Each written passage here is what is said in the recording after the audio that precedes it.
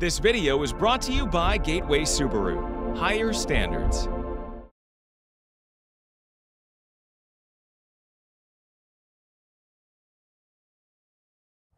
Outdoors Delmarva covers everything outdoors, including real hunting and fishing situations involving wildlife. We do our best each and every week to keep it tasteful, but discretion is advised. Now, enjoy the show. This is Outdoors Delmarva, presented by Gateway Subaru. Higher standards. This week on the show, we're headed out on the Tangier Sound off Somerset County for a good old-fashioned sea duck hunt. We'll be braving some rough conditions, hoping to bring in a mixed bag of birds. Plus, the Easton Waterfowl Festival is where the pros go. But these youngsters are just getting started. We'll check in on this kids' calling contest. And it's not a glamorous task, but it's necessary. See how Delaware's Wildlife Agency is staying ahead of a deadly deer disease. Right now on Outdoors Delmarva. Scott's first white marlin. Of course, they didn't come all this way just to stock these fish. We might as well see if we can't catch them. This is Outdoors Delmarva, presented by Gateway Subaru. And now, here's Mike Parker. Thanks for watching Outdoors Delmarva. I'm Mike Parker. We'll be checking in with Captain Willie Dykes in just a few minutes. Well, everybody, I hope you enjoyed your Thanksgiving and your turkey dinner. If you've had your fill, well, that's all right. We've still got birds on the brain. Yeah, we came out here this morning off of Somerset County out onto the Tangier Sound for a good old-fashioned sea duck hunt. When you're talking sea ducks, you're talking scoters, old squaw specifically. Every once in a while, though, you get a shot at a diver or two in the decoy spread. Either way you look at it, it's a lot of work. It can also be a heck of a lot of fun. Like any type of duck hunt, the adventure starts early. And as we leave the docks at Winona under moonlit skies, Jason Bakedall is leading us out onto the open water of Tangier Sound. Adventure, always something different, and just being about half crazy. With the sun now inching up in the sky, the signs are encouraging. Silhouettes on the horizon reflect that the ducks are here. There's not a lot here yet, but there's enough here to hunt. If we don't find any more in a different spot, we'll probably come back here and set up. But it's a lot of work setting everything up, so you want to make sure you're in the right spot when you do it. We're at 9 feet, and we're gonna get an anchor out, get a good 30-40 feet on that line. The first trick is to transfer Jason's dad Neil and brother Corey into smaller layout boats. Surprisingly sturdy, kind of an extra wide kayak-like craft. Still, already rocking in the choppier than expected seas. He could probably break off a crowbar right now. I'll be filming alongside returning hunting partner Brandon Oakley in this two-seater, while our buddy Billy Hardesty joins Jason and Chocolate Lab Marley back on the big boat for the tedious task of now setting out several lines of decoys. Sea ducks spend all day out on the water, getting up and getting down in search of other feeding flocks. And while it may look like we're the sitting ducks, sure to be picked up by keen eyes, our low profile actually blends into the chop pretty well. And even before the final decoys hit the water, the first birds are heading our way.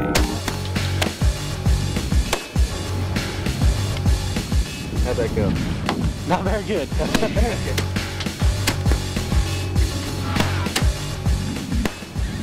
So you have examples of good shooting, you have bad shooting. Tell me you guys got something. I wish I could tell you that, Jason, but I cannot. And as I'm quickly finding out, aiming the camera at these birds is just as hard as taking them down. Luckily, we'll have plenty of more opportunities and chances to redeem ourselves.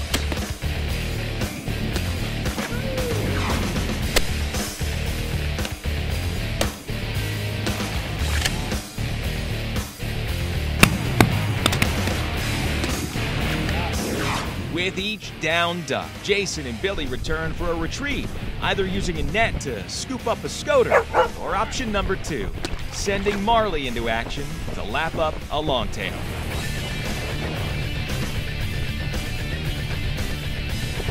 Nice work, boy. Give. How's it going? Pretty rough out here, man. You guys getting some footage or what? Yeah, man. Good stuff. With more than a dozen ducks now on the boat, the shooting remains steady, while the seas continue to grow with each gust of wind, making every shot a challenge. Another outdoors Delmarva moment. I definitely started off a bit rough, and as the day wore on, I seemed to find my rhythm and I guess learn how to work with shooting when the boat was moving. I did manage to burn through 2 boxes of shells though, so I don't know if that's a good thing or a bad thing. It's a little tough trying to shoot waves up and down.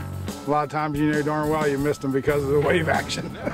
But it's fun, it really is. But for this waterfowling family and friends with a newfound passion, it's been a morning to remember, to hone skills and log hours out on the water. Experience you can't only measure in ducks. Get outdoors, Delmarva!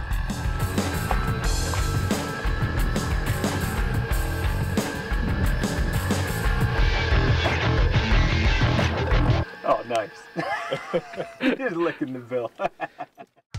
Coming up next on Outdoors Delmarva, every waterfowler has got to start somewhere. And we'll check in with some youngsters trying to call them in. But first, did you know? Longtail ducks, also known as old squaw, are prized by hunters. But due to their diet of small fish, mollusks, and crustaceans, the birds themselves can take on a fishy taste when cooked. We'll learn more about their feeding habits when we come back. You're watching Outdoors Delmarva, presented by Gateway Subaru. Higher standards. Sponsored by Ocean City Tourism, Shorts Marine, Shooter's Choice, Sean Mann Outdoors, and Wink Sporting Goods. Outdoors Delmarva will be right back. See, we even feed the cameraman. That's what we do. It's true. Normally we do this in the boat. And the cameraman is hungry.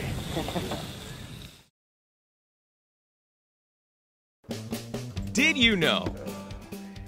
The long-tailed duck, or old squaw, feeds primarily on small fish, crustaceans, and mollusks. While they generally stay close to the surface of the water, they are able to dive as deep as 200 feet in search of a meal. Did You Know is sponsored by North Bay Marina. Thanks for watching Outdoors Delmarva. I'm Captain Willie Dykes. On a recent trip to this year's Waterfowl Festival in Easton, we saw a crowd gathering in the street. As we got closer, we witnessed a spectacle now in its 2nd year, we discovered, that we hope will be around for many years to come. And we just had to share it with you. The air around Albright's gun shop in Easton was awash with a symphony of sound recently during the 42nd Annual Waterfowl Festival. Host Larry Albright had much to be thankful for this November weekend. To honor the 30th anniversary of Albright's gun shop being in business, Mayor Robert C. Willey has renamed Dover Street Albright's Way, and today it's jam-packed for a very special event. No one's ever thought about doing a kitty calling contest. We're proud to have it right here in Easton during the Waterfowl Festival. All our friends and customers that are the reason why we are here after 30 years. I have to thank you all for being such a great support over the years. Real loud, do it real loud, again. Good girl.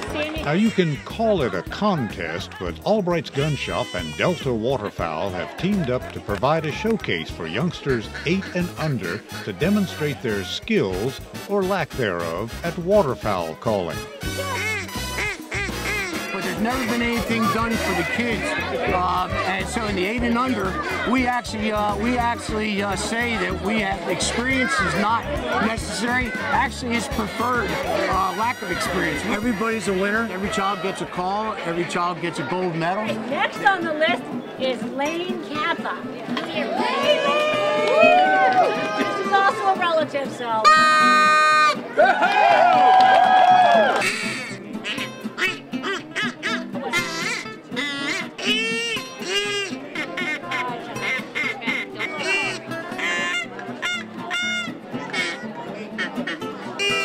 And while everyone may not be an expert caller, world goose calling champion Sean Mann sees much promise.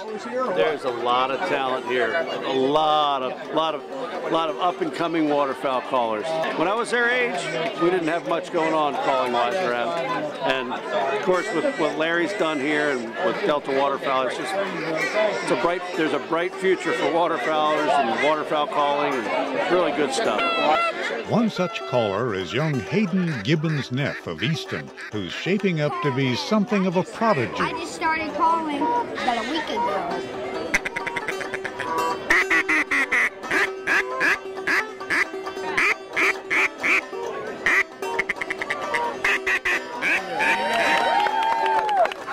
Now, one would think Larry might get a few testy comments from parents who have to listen to their kids practicing their calls for hours on end. Actually, it's probably surprising, but I think the parents and the grandparents are the biggest supporters, and they might send them outside for a while. As for Larry Albright, he proves that he has a heart to match the size of the crowd outside of his gun shop. The Albright's Gun Shop is donating $5 for each child to Chesapeake Wildlife Heritage, which we feel is the premier conservation group on the Eastern Shore and in Maryland. But in the end, seeing all of these happy, smiling faces is just music to our ears.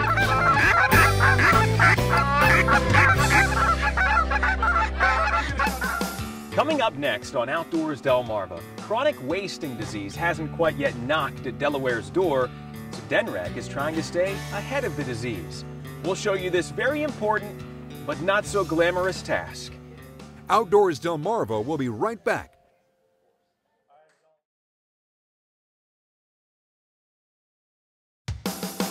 This is Outdoors Delmarva, presented by Gateway Subaru.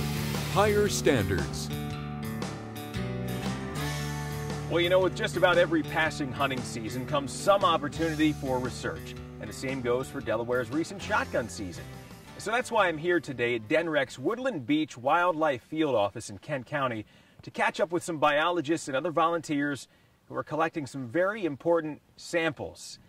Now, I will warn you, if you're kind of squeamish about this type of thing, you might want to take these next few seconds to leave the room or at least look away, because while what they're doing here is very important, it's certainly not the most glamorous of tasks.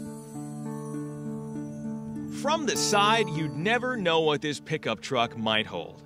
When you move to the back for a closer look, you're at least slightly shocked. Or you're a deer biologist. Through the generosity of hunters statewide, these hundreds of white-tailed deer heads were donated to science. We're here today collecting chronic wasting disease samples. CWD is a neurological disease. It's a brain disease that affects cervids. Obviously, white-tailed deer are the only species we have here in Delaware. But it is a brain disease. Animals that contract CWD die. It's 100% fatal. As the name suggests, wasting disease, these animals basically deteriorate. Become really skinny, really sluggish, drooling, droopy ears, just a very unhealthy, sickly, poor animal, which is why we're concerned about it and trying to keep it out of Delaware. Dissection of each specimen is careful and specific, and the parts removed include the brain stem, that's called the obex, and lymph nodes, which in an infected deer would hold clues pointing to CWD. Each part is preserved in a chemical solution, numbered, and then sent off to laboratories for examination. While the first state hasn't yet detected its first case of CWD in whitetails, neighboring states Maryland and just recently Pennsylvania have. Pennsylvania last month found CWD over in York County, which is near Gettysburg. So that's the closest here to our state. Both that state and Delaware have put action plans into place. In south central PA, which actually borders Maryland, hunters who harvest deer in a designated 600 square mile area must check them in and leave behind nearly everything but meat and antlers. Mirroring that effort, Delaware has put its own regulations into place for residents who might hunt deer north of the border and then return home. As hunters from Delaware, one thing we'd like to point out is that it's illegal to bring high-risk parts back to Delaware from areas with CWD. So what that means are the brain, the spinal cord, and all that stuff. If you go hunt in York County or Adams County, Pennsylvania, and you harvest a deer up there, you can only bring the boned out meat back to Delaware in a clean skull cap. Everything else of that animal, the bones and brain and all that stuff, have to stay up there in Pennsylvania, and this is our effort to try and keep CWD out of our state. Now, of course, it'll take weeks to months to get back all of the CWD test results from the samples that were collected here at Woodland Beach today. In the meantime, DenRec encourages all hunters out there and anyone who views a lot of wildlife to report any deer that could be showing signs of chronic wasting disease. To learn more about it, you'll find a link on the Outdoors Delmarva Facebook page. Coming up next on Outdoors Delmarva, well, the opening week of Maryland rifle season is here, and there's still time to make some adjustments.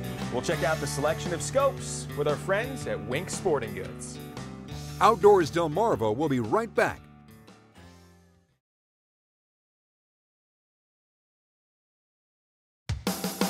This is Outdoors Delmarva, presented by Gateway Subaru. Higher standards. Thanks for watching Outdoors Delmarva. I'm Mike Parker, and we're excited right now to be spending some time with our friends here at Wink Sporting Goods, conveniently located here on Route 13, right behind the McDonald's in Princess Anne, Maryland. Stocked and ready to get you outdoors in any season. And joining us right now is Jamie Wink with Wink Sporting Goods. Jamie, how you doing, man? All right, Mike, how you doing? Thanks for coming by. Thanks for having us here. Well, I'll tell you what, when I say you guys have everything, I mean it. You guys have everything. Yeah. And one area of specialty that those Maryland rifle hunters out there for deer right now should really be interested in is your scope section. That's right. Well, Jamie, one of the brands of scope I'm noticing here at Winks that not a lot of other shops carry is Meopton. That's a premium brand. Jamie, what makes them special? Well, it's a European scope. It's got European glass. It's designed for low light, which is going to give you that couple extra minutes at dusk and dawn that you need. Right around the time Mr. Big gonna pop his head up. Of course, you have plenty of other scope brands too. Glass for any gun. Yeah, we got Nikon, Zeiss, Burris, Pentax, Leupold. We got just about everything. Well, here's a familiar story. A lot of hunters getting out there for the opening day of rifle season. They go to squeeze the trigger and they miss. It can happen to anybody, Jamie, but it just means they might want to get in here for some service, and you can help. That's right. They bring it on in, we can diagnose it. It could be anything from a loose base, a loose ring, might need bore sighting again. We can figure it out. And a little bit of bore sighting here at the shop will definitely get that new scope on paper for you. And more importantly, save some rounds at the range. Well, you know, while Jamie's working on that scope, it gives me a chance to take a look around the rest of the shop. And one thing you got to know about Wink Sporting Goods, this place is a lot bigger than it looks. And check this out. Lacrosse boots, waterfowl gear, and their archery selection is off the hook, including this awesome 30-yard indoor archery range. Nice shot. All right, Jamie, looks like this scope is ready to go, and for a local hunter to make some new memories out in the field. That's right, mate. We got anything any sportsman could want. If they come on in, they won't be disappointed. Jamie Wink with Wink Sporting Goods. Thanks, Mike. Really impressed. Well, it doesn't matter what's on your list, whether it's a new scope, a gun, some accessories, ammo, even everything for the bow hunter. You'll find it here at Wink Sporting Goods, conveniently located along Route 13, right behind McDonald's in Princess Anne, Maryland. Local people, superior service. And we'll be right back. Coming up next on Outdoors Delmarva, your latest viewer videos and pictures. Outdoors Delmarva viewer pictures are sponsored by Shorts Marine.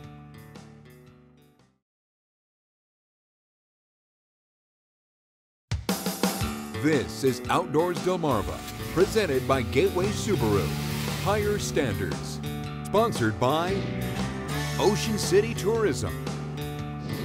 Shorts Marine. Shooter's Choice. Sean Mann Outdoors. And Wink Sporting Goods. Well, it's time now to take a look at some of the videos and pictures sent in by our own Outdoors Delmarva viewers. Lauren Pershaw says girls can find the big bucks too, and she proves it with this 11-pointer harvested in Harrington during the shotgun season. 8-year-old Ian Riley from Millsboro scored with this nice little spike buck.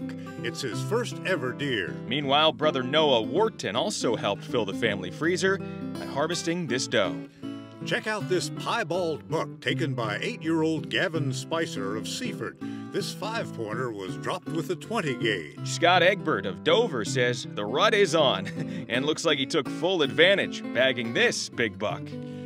John Lane of Church Creek found success on the tail of this mature Sika stag. Nice deer. Tony Grove of Hebron was hunting on Youth Day near Snow Hill when he harvested both a doe and this 10-pointer, which presented the shot after his dad, Jim, did a little grunting.